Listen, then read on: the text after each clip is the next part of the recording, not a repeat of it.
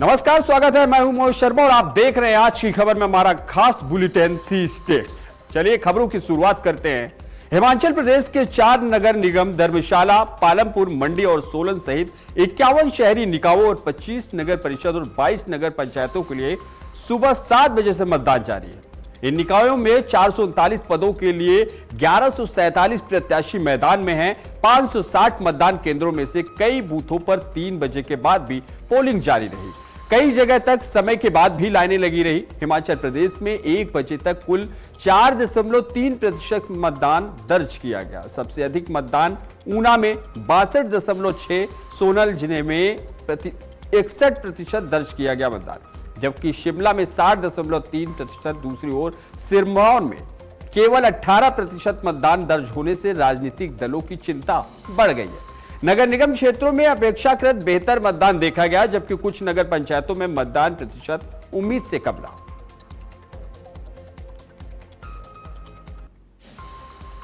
वहीं हरियाणा में मुख्यमंत्री नायब सिंह सैनी ने 10वीं और 12वीं के टॉपर से फोन पर बात कर उन्हें बधाई दी। मुख्यमंत्री ने परीक्षा में बेहतर प्रदर्शन करने वाले छात्रों की सराहना करते हुए उनसे उज्जवल भविष्य की कामना की। उन्होंने कहा कि हरियाणा सरकार हर कदम पर युवाओं के साथ खड़ी है और उन्हें आगे बढ़ने के अवसर दे रही है। वहीं छात्र सीएम से बात करने के बाद उत्साह और गर्व महसूस कर रहे हैं। चलिए अगली खबर की ओर रुख करते हैं। करनाल में केंद्रीय मंत्री मनोहर लाल खट्टर ने प्रधानमंत्री नरेंद्र मोदी द्वारा ईंधन बचाने की अपील का समर्थन किया।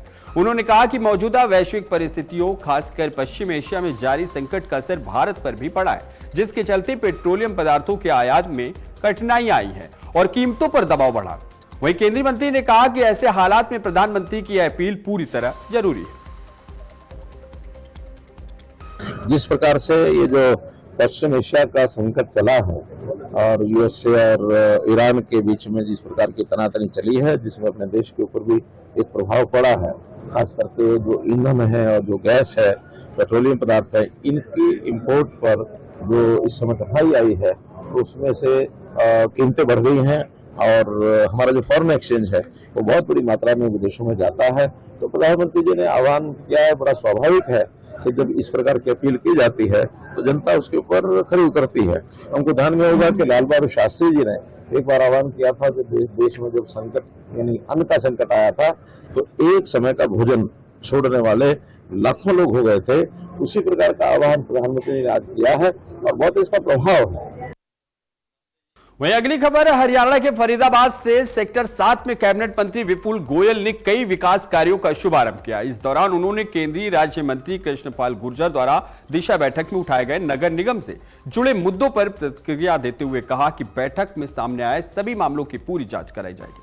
उन्होंने स्पष्ट किया कि जिन अधिकारियों या लोगों की भूमिका सामने आएगी उनके खिलाफ नियमों के तहत सख्त कार्रवाई की जाएगी। वहीं कांग्रेस प्रदेश अध्यक्ष राव नरेंद्र के घर हुई चोरी की घटना पर उन्होंने कहा कि यह दुर्भाग्यपूर्ण है और पुलिस मामले की जांच कर रही है। जल्दी आरोपियों को पकड़ लिया जाएगा। प्रधानमंत्री नरेंद्र मोदी की ईंधन बचाने की अपील पर मंत्री ने कहा कि यह एक ऐतिहासिक कदम है और जनता को संसाधनों से संतुलित उपयोग की आदत डालनी चाहिए। पानी निकासी की व्यवस्था की बात हो, चाहे रोड का चौड़ीकरण की बात हो, चाहे पार्कों के जीर्णोद्धार की बात हो, उसके साथ साथ सी गांव का भी 18 करोड़ रुपए जो सैंक्शन होकर उसको मंजूरी मिल गई है। जल्दी सेक्टर सी गांव का भी सामूहिक विकास जो है पूरा का पूरा होने का काम हम लोग शुरुआत करेंगे। तो आज वही आयोजन था, सब लोग इकट्ठे हुए, सब लोगों के साथ वार्तालाप हुई और आगे भी जो कमियां रह गई हैं, चाहे एस्ट्रोटर्फ की बात हो, चाहे हॉकी पिच की बात हो, वो लोगों के संज्ञान में लाया गया कि उसको भी हमने सैंक्शन कराने के लिए चंडीगढ़ भेज दिया है। जल्दी वो सैंक्शन हो जाएगा और सी गांव के बच्चों को यहीं पर ही प्रैक्टिस के लिए हॉकी पिच मिलने का काम। वहीं पंजाब के समराला नगर परिषद चुनावों के लिए नामांकन दाखिल करने के लिए आखिरी दिन राजनीतिक सरगर्मियां तेज रही। एसडीएम कार्यालय समराला में विभिन्न पार्टियों के उम्मीदवारों ने अपने नामांकन पत्र जमा किए। कांग्रेस के हल्का इंचार्ज रुपेंद्र सिंह राजा गिल ने दावा किया कि पार्टी ने नगर परिषद के सभी 15 वार्डों में उम्मीदवार उतार दिए। उन्होंने कहा कि समराला की जनता कांग्रेस के साथ खड़ी और पार्टी नगर परिषद बनाएगी। साथ ही उन्होंने आरोप लगाया कि पहले भी आम आदमी पार्टी सरकार चुनावों में उम्मीदवारों के कागजात रद्द करवाती रही है। हालांकि एसडीएम कार्यालय ने निष्पक्ष जांच का भरोसा दिया है।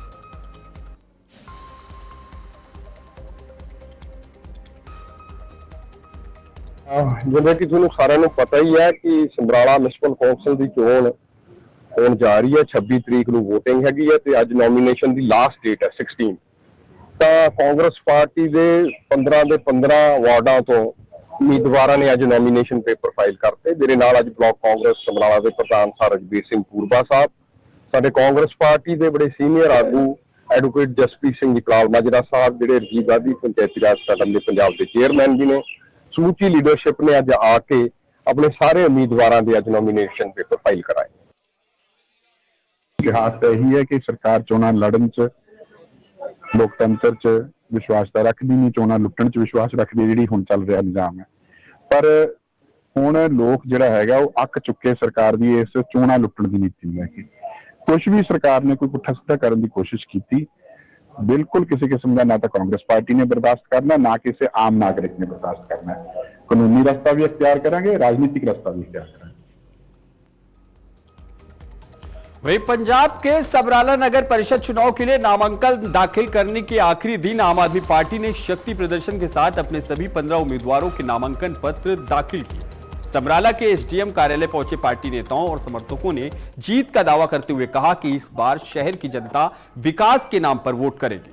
विधायक जगतार सिंह दयालपुरा ने कहा कि आम आदमी पार्टी नगर परिषद में अपनी कमेटी बनाकर शहर के अधूरे विकास कार्यों को प्राथमिकता से पूरा करेगी। वहीं पूर्व विधायक जगजीवन सिंह खिरानिया ने दावा किया कि पार्टी ने ईमानदार और जनता द्वारा परखे हुए उम्मीदवारों को मैदान में उतारा है। उन्होंने शहर के लंबे समय से लंबित बस स्टैंड मुद्दे को भी प्राथमिकता बताते हुए कहा कि नई काउंसिल बनने पर इसे पुराने कोर्ट हाउस वाली जगह पर बनाने का प्रयास किया जाएगा। पार्टी नेताओं ने विपक्ष पर विकास के मुद्दों से भटकाने और सिर्फ आपत्तियों की राजनीति करने का आरोप भी लगाया।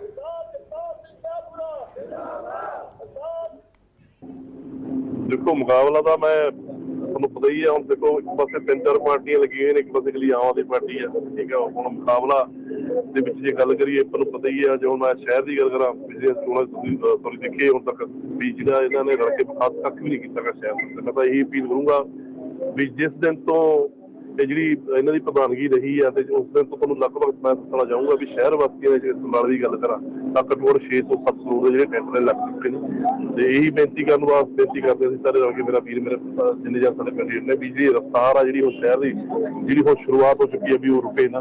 ਤੇ ਬਾਕੀ ਸਾਰੇ ਬਾਕੀ ਲੋਕਾਂ ਦੇ ਫੈਸਲਾ ਜਿਹੜਾ ਲੋਕਾਂ ਦੇ ਹੱਥਾਂ ਲੋਕਾਂ ਨੇ ਪਹਿਲਾਂ ਤਾਂ ਮੈਂ ਧੰਨਵਾਦ ਕਰਨਾ ਚਾਹੁੰਦਾ ਕਿ ਜਿਹੜਾ ਸਾਡਾ ਸਮਰਾਲਾ ਨਗਰ ਕੌਂਸਲ ਦੀ ਚੋਣ ਹੋਣ ਜਾ ਰਹੀ ਹੈ, ਉਹਦੇ ਵਿੱਚ ਅੱਜ ਲਾਸਟ ਡੇਟ ਆ ਨੋਮੀਨੇਸ਼ਨ ਦੀ।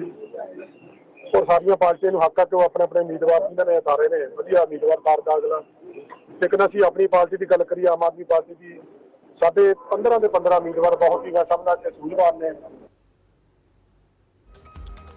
वहीं हरियाणा के फरीदाबाद में फैमिली आईडी से जुड़ी समस्याओं को लेकर लोगों की परेशानियां लगातार बढ़ती जा रही है। राशन कार्ड कटने, आय और परिवार के सदस्यों की जानकारी में गड़बड़ी जैसी शिकायतों को लेकर एनआईटी विधानसभा क्षेत्र के वार्ड नंबर 1 में सरकार जनता के द्वार कार्यक्रम का आयोजन किया गया। इस दौरान विधायक सतीश पागना ने मौके पर पहुंचकर लोगों की समस्याएं सुनी और अधिकारियों को तुरंत समाधान के निर्देश दिए। विधायक सतीश पागना ने माना कि फैमिली आईडी से जुड़े दिक्कतें इस समय जनता के लिए बड़ी परेशानी बनी हुई है, जिसके चलते कई लोग सरकारी योजनाओं के लाभ से वंचित हो रहे हैं। उन्होंने अधिकारियों को निर्देश दिए कि सभी शिकायतों का 1 सप्ताह के भीतर निपटारा किया जाए ताकि लोगों को राहत मिल सके।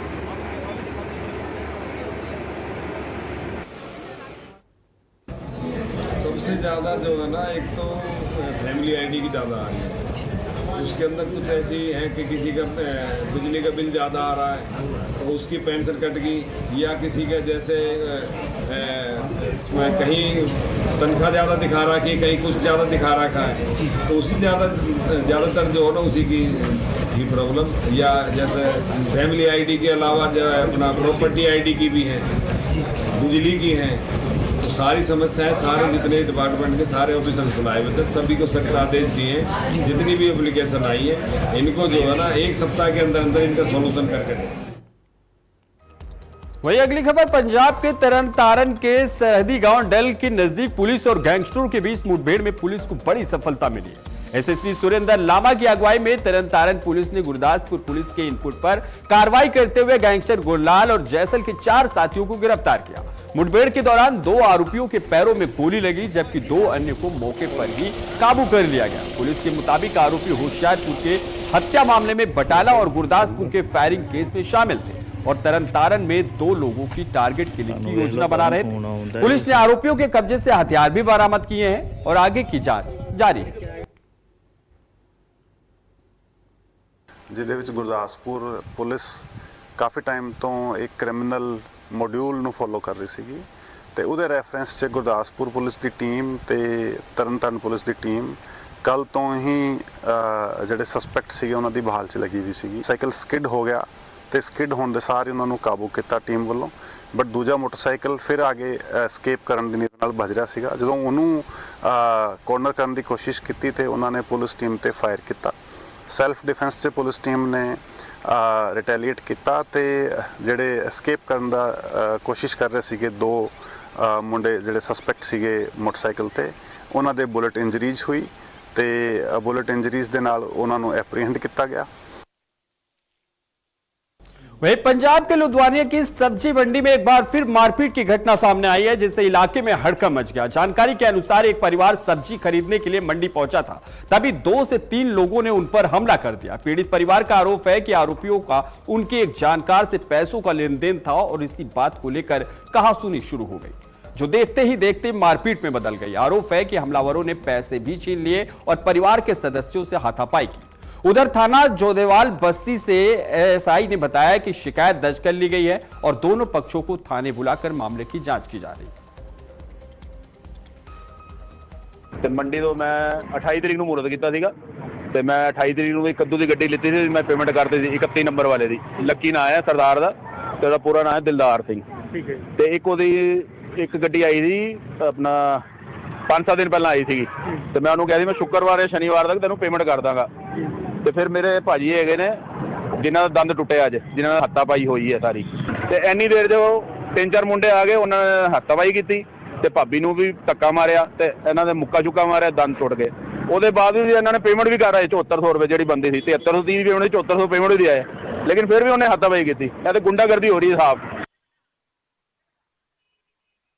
ਆਪਣੀ ਸੋਇਆ ਪਨੀਰ ਦੀ ਫੈਕਟਰੀ ਹੈ। ਮੈਂ ਮੰਡੀ 'ਚ ਮਾਲ ਦੇਣ ਗਿਆ ਸੀਗਾ ਦੁਕਾਨ ਤੇ ਮੇਰੇ ਯਾਰ ਦੋਸਤ ਦਾ ਕੋਈ ਪੇਠੇ ਪੁੱਠੇ ਦਾ ਕੋਈ ਲੈਣ ਦੇਣ ਸੀ ਕਿਸੇ ਦਾ। ਉਹਨੇ ਮੈਨੂੰ ਕਿਹਾ ਸੀ ਤੂੰ ਉੱਧਰ ਜਾਏਂਗਾ ਮੇਰੀ ਪੇਮੈਂਟ ਦੇ ਦੀ ਤੇ ਮੇਰੇ ਕੋਲ ਲੈ ਲਈ। ਉਹ ਮੈਨੂੰ ਦੇਖ ਕੇ ਬੰਦਾ ਉੱਥੇ ਆ ਗਿਆ, ਮੈਨੂੰ ਕਹਿੰਦਾ ਪੇਮੈਂਟ ਦੇ ਦਿਓ ਦੀ। ਮੈਂ ਕਿਹਾ ਮੇਰੇ ਕੋਲ ਨਹੀਂ ਹੈਗੀ, ਤੂੰ ਉਹਦੇ ਫੋਨ ਕਰਕੇ ਤੇ ਉਹਦੇ ਕੋਲ ਲੈ ਲੈ। ਕਹਿੰਦਾ ਮੇਰੀ ਤੁਹਾਡੇ ਨਾਲ ਉਹਨੇ ਗੱਲ ਕਰਤੀ। ਮੈਂ ਕਿਹਾ ਗੱਲ ਕਰਤੀ ਤੂੰ ਉਹਨੂੰ ਫੋਨ ਕਰ ਲੈ ਹੁਣੀ ਮੇਰੇ ਸਾਹਮਣੇ। ਇੰਨੀ ਗੱਲ ਤੇ ਮੈਂ ਕਹਿ ਕੇ ਗੱਡੀ ਬੈਠਣ ਲੱਗਾ ਤੇ ਹੱਥੋਂ-ਬਾਈ ਕਰਨ ਲੱਗੇ। ਮੇਰੀ ਮਿਸੀ ਨੂੰ ਧੱਕੇ ਮਾਰੇ, ਮੇਰਾ ਦੰਦ ਟੁੱਟ ਕੇ 2। ਇੱਕ ਤੋਂ ਮੱਖਣ ਸਿੰਘ ਆਈ ਤੇ ਦੂਜੀ ਪਾਰਟੀ ਆਪਣੇ ਦਿਲਦਾਰ ਸਿੰਘ ਆ।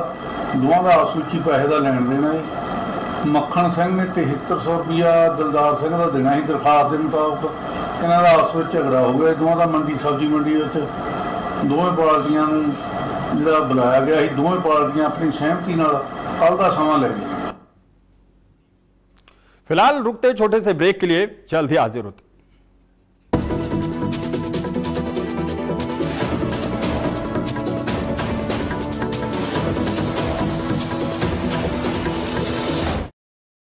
जहां फिल्मों की चमक है, जहां सितारों की बातें हैं और जहां हर कहानी में है देसी तड़का, बॉलीवुड की चकाचौंध से लेकर जमीन से जुड़ी असली कहानियां, वही गॉसिप, वही ग्लैमर और वही इमोशन। हर कहानी में होगा एक्स्ट्रा तड़का। तो देखना ना भूलिए बॉलीहब विद चित्रा मेरे साथ।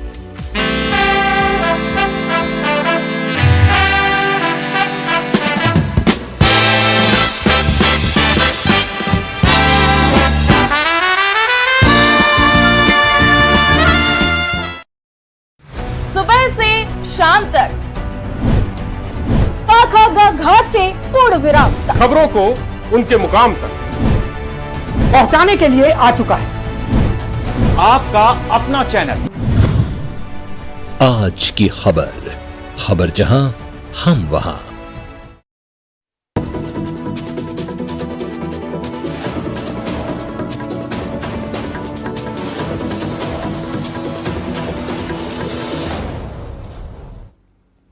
ब्रेक के बाद आप सभी दर्शकों का बहुत बहुत स्वागत है। चलिए अगली खबर की ओर रुख कर लेते हैं। हरियाणा के फरीदाबाद के सेक्टर 3 स्थित सरकारी अस्पताल में महिला की डिलीवरी के दौरान अस्पताल परिसर में मोबाइल टॉर्च की रोशनी में प्रसव कराने का मामला अब तूल पकड़ता जा रहा है। घटना के बाद मुख्यमंत्री और स्वास्थ्य मंत्री ने मामले का संज्ञान लेते हुए एनएचएम के डायरेक्टर डॉक्टर वीरेंद्र यादव को जांच के लिए फरीदाबाद भेजा। निरीक्षण के दौरान डॉक्टर यादव एक्शन मोड में नजर आए और अस्पताल की व्यवस्थाओं में कई खामियां मिलने पर स्टाफ को कड़ी फटकार लगाई। वहीं जांच में सामने आया कि रात के समय स्टाफ की अनुपस्थिति, गेट व्यवस्था में लापरवाही के चलते मरीज को समय पर सुविधा नहीं मिल सकी। निरीक्षण के दौरान उन्होंने मरीजों से बातचीत भी की और स्थिति का जायजा लिया। उन्होंने निर्देश दिए कि अब रात्रि में ओपीडी और इमरजेंसी दोनों प्रवेश द्वार 24 घंटे खुले रहेंगे।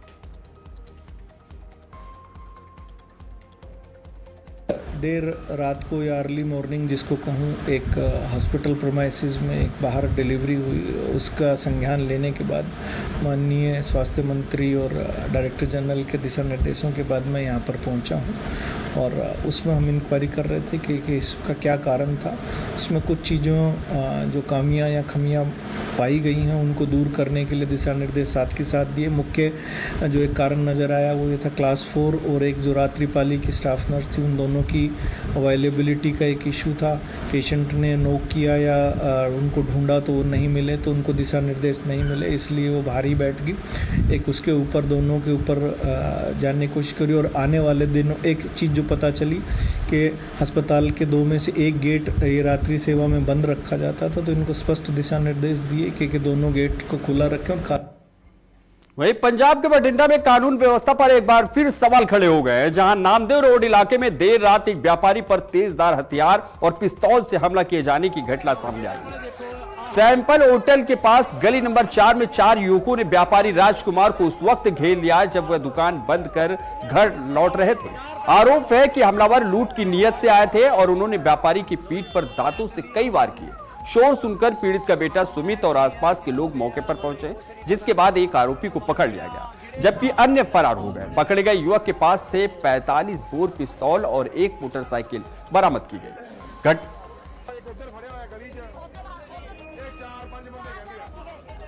शाम ਨੂੰ ਗਾਣਾ ਵਧਾ ਕੇ ਬੱਸ ਆ ਰਹੇ ਸੀ 9:10 ਮਿੰਟ ਤੇ ਅਸੀਂ ਜਦੋਂ ਇੱਥੇ ਥੈਪਰ ਵਾਲੀ ਆਹ ਨੁੱਕੜ ਤੇ ਪਹੁੰਚੇ, ਪਰ ਜਬਤ ਗਲੀ ਨੰਬਰ 5 ਦੀ ਨੁੱਕੜ ਦੇ 4 ਬੰਦੇ ਆਏ, ਚਾਰਾਂ ਕੋਲੇ ਦਾਤੀਆਂ ਸੀਗੀਆਂ, ਪਾਪਾ ਦੇ ਪਿੱਠ ਪਿੱਛੇ ਮਾਰੀਆਂ। ਕਿਸ ਤਰ੍ਹਾਂ ਦੇ ਸੀਗੇ ਉਹ ਬੰਦੇ?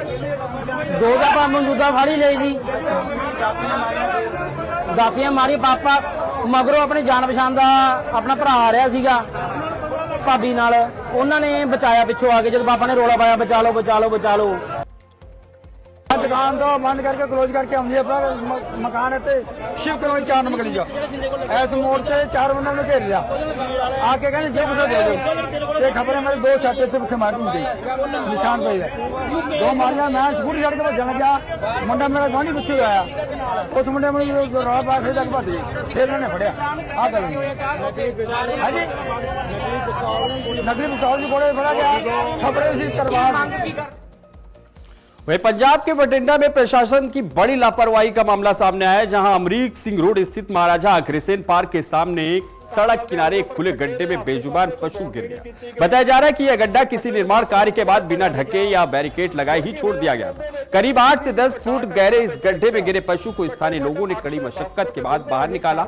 घटना के बाद लोगों में रोष है और उन्होंने नगर निगम और संबंधित विभागों की कार्य प्रणाली पर गंभीर सवाल उठाए। स्थानीय लोगों का कहना है कि चुनावी माहौल के बीच शहर के विकास के बड़े दावे किए जा रहे हैं, लेकिन जमीनी स्तर पर लापरवाही साफ नजर आ रही है।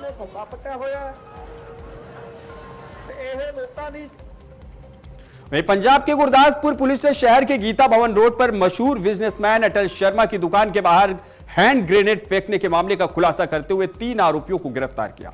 पुलिस ने काउंटर इंटेलिजेंस की मदद से तकनीकी जांच और सीसीटीवी फुटेज के आधार पर आरोपियों की पहचान की है। एसएसपी आदित्य ने प्रेस कॉन्फ्रेंस में बताया कि गिरफ्तार आरोपियों ने विदेशी हैंडलर के कहने पर इस वारदात को अंजाम दिया था। जांच के दौरान जालंधर स्थित एक आरोपी के घर से एक और हैंड ग्रेनेड भी बरामद किया गया है।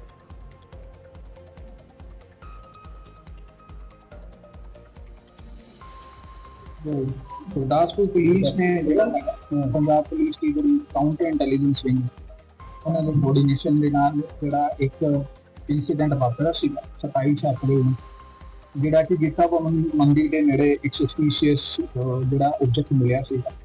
ਬਾਅਦ ਚ ਅਸੀਂ ਵੈਰੀਫਾਈ ਕੀਤਾ ਉਹ grenade C and letter on ਜਿਹੜਾ ਹੈ ਬੰਬ ਡਿਸਪੋਜ਼ਲ ਟੀਮ ਦੇ ਵੱਲੋਂ ਉਹਨੂੰ ਰਿਫਿਊਜ਼ ਕੀਤਾ ਗਿਆ ਸੀ। ਉਸ ਮੈਟਰ ਦੇ ਰਿਲੇਟਡ ਇੱਕ ਐਫਆਈਆਰ ਐਕਸਕਲੂਸਿਵ ਐਕਟ ਦੇ ਅੰਡਰ ਸੈਕਸ਼ਨ ਜਿਹੜੀ ਹੈਗੀ ਉਹ ਰਜਿਸਟਰ ਕੀਤੀ ਗਈ ਸੀ ਪੀਐਸਸੀ। ਉਹਨੂੰ ਫਰਦਰ ਅਸੀਂ ਜਿਹੜਾ ਹੈਗਾ ਇਨਵੈਸਟੀਗੇਟ ਕੀਤਾ, ਉਹਦੇ 'ਚ ਹਿਊਮਨ ਐਂਡ ਟੈਕਨੀਕਲ ਇੰਟੈਂਟ ਲਗਾਤਾਰ ਜਿਹੜਾ ਹੈਗਾ ਮਲਟੀਪਲ ਟੀਮਾਂ ਜਿਹੜੇ 'ਚ ਪੀਐਸਸੀਟੀ ਡੀਐਸਪੀ ਸਿਟੀ ਦੇ ਨਿਰਦੇਸ਼ਨ ਦੇ ਸਪੈਸ਼ਲ ਟੀਮ ਡੀਐਸਪੀ ਦੀ ਦੇ ਨਿਰਦੇਸ਼ਨ ਹੇਠ ਜਿਹੜੀ ਹੈਗੀ ਸੀਆਈਏ ਟੀਮਾਂ, ਵੱਖ-ਵੱਖ ਟੀਮਾਂ ਨੇ ਲਗਾਤਾਰ ਜਿਹੜਾ ਹੈਗਾ ਉਹਦੇ 'ਚ ਕੰਮ ਕੀਤਾ, क्योंकि बड़ा ही इंपॉर्टेंट जुड़ा है। फिलहाल बुलेटिन में बस इतना ही। देश और दुनिया की तमाम बड़ी खबरों के लिए देखते रहिए आज की खबर।